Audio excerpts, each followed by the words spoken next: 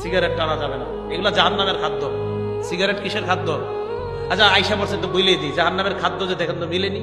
6 নম্বর আয়াতে বললেন জাহান্নামীদের একটা খাদ্যের নাম দরির। এখন 7 নম্বর আয়াতে আল্লাহ বলেন দরির নামক খাদ্যটা খাইলে যা হবে, কি হবে? 1, লা ইউসমিনু, এই খাদ্যটা মানুষের স্বাস্থ্য বাড়ায় না।